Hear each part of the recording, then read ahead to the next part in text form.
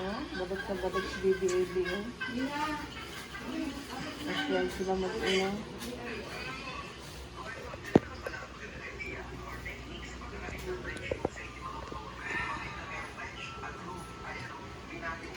At saka niyo ilagay sa hawak ng inyong mga motor. Kung natutunan mo yung technique na to, ay nakarating ka sa magpagawa ng inyong motor. Okay, doon. Ganito.